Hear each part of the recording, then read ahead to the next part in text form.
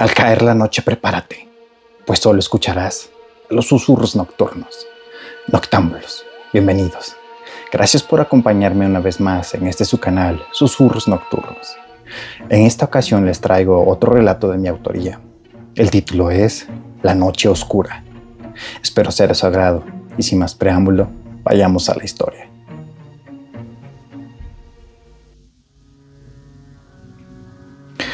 Siempre se escuchan historias sobre los misterios que aguardan los caminos y los cerros tan viejos como los mismos tiempos. Si esos lugares nos pudieran contar lo que han presenciado, creo firmemente que no seríamos los mismos. Esta es la historia de don Rogelio, que en sus días de juventud vivió esta espeluznante experiencia en carne propia.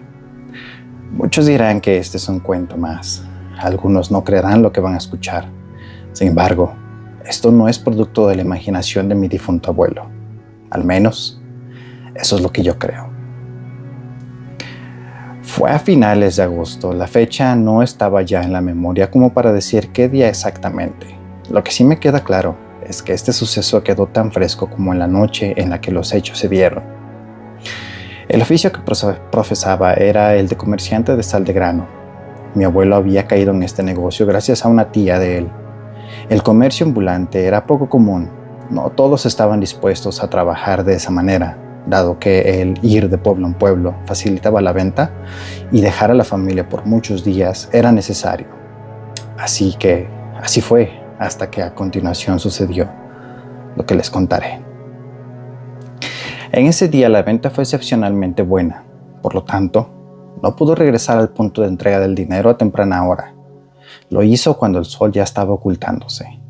La tía le dijo: ¿A dónde vas ahorita? Ya es tarde. Quédate, ya mañana temprano te regresas a tu casa. A lo cual mi abuelo respondió: no se preocupe, ya me he ido antes así a estas horas. Y llegó como a medianoche. A la tía Zoila no le quedó más remedio que aceptar la decisión de su sobrino y solo le dio una bolsa de pan para el camino. Así pues, con su sombrero de lado, mi abuelo comenzó el viaje de regreso a su pueblo. En la cintura llevaba atado una botellita de aguardiente. En una mano llevaba la bolsa de palma con unos 3 panes de sal y en la otra llevaba un machete curvo que se usa para cortar caña de azúcar. Eso sí, bien afilado. Y había avanzado unos kilómetros y la noche era extrañamente muy oscura. No se podía ver la luna ni las estrellas. La experiencia y su conocimiento del camino hacía que fuera relativamente tranquilo recorrer los senderos. Después de unas horas, tuvo que atravesar un barranco. Decían los viejitos que por ahí solía correr el agua y que de vez en vez se podían ver venados. No se sabe si en realidad así había sido. Lo que sí se podía ver era un árbol ya muy antiguo y robusto. Este mezquite estaba partido a la mitad. Daba un aire macabro. A muchas personas les daba pavor pasar por ahí. No obstante, era necesario hacerlo. Otro detalle a considerar es que este lugar había sido usado por militares para colgar rebeldes durante la Revolución Mexicana. En algún punto de la historia, este árbol tenía múltiples cadáveres colgando de sus ramas. Cuando mi abuelo pasó debajo de este imponente árbol, sintió un escalofrío recorrer su nuca. Él, siendo un hombre de fe, inmediatamente se encomendó a los santos que le vinieron a la cabeza. Eso no cambió en nada el miedo que estaba experimentando. Ni siquiera las pesadillas de su niñez le habían causado algo similar a lo que en ese instante él estaba sintiendo.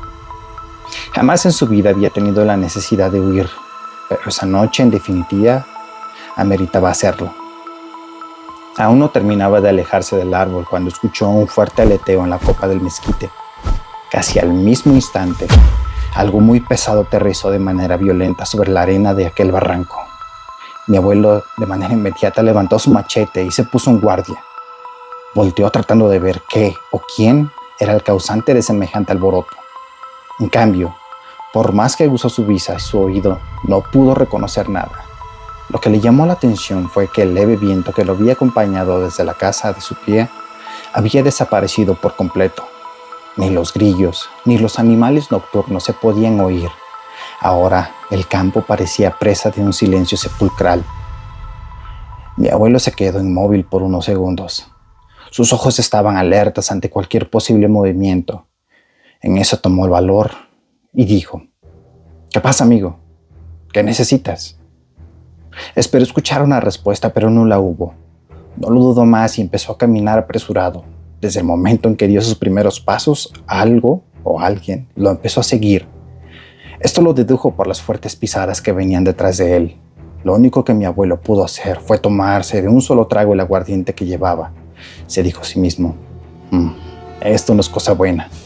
Apretó fuerte su machete y empezó a correr como si su vida dependiera de ello.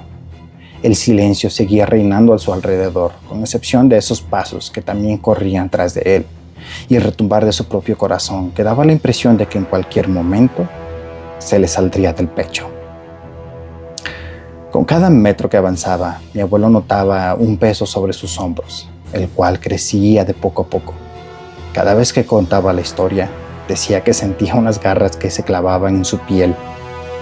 Con todo el miedo y ya muy dentro de la desesperación, comenzó a dudar de que si ya estaba por llegar a su pueblo natal. Se suponía que por lo que ya había avanzado, debería en cualquier momento poder ver las primeras casas de San Vicente. Aquella cosa ya estaba a unos metros de alcanzarlo. En eso, la resignación llegó. Ya muy cansado, papá Rogelio se detuvo y dijo: ya, que sea lo que tenga que ser. Fue en ese instante cuando los pasos se detuvieron. El silencio se sumó, pues ya los perros ladraban a lo lejos. Un gallo cantó, los grillos volvieron a escucharse. Mi abuelo levantó la mirada y su sorpresa fue tal, pues sin darse cuenta había llegado a la iglesia del pueblo. Algo lo soltó en ese instante y se fue volando en las fauces de aquella noche oscura.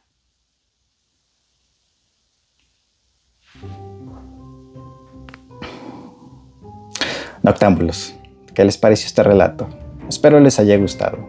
De mi parte, me gustaría leer sus comentarios, saber qué es lo que piensan. Y sin más por el momento, nos vemos la siguiente semana con más de Susurros Nocturnos. Gracias.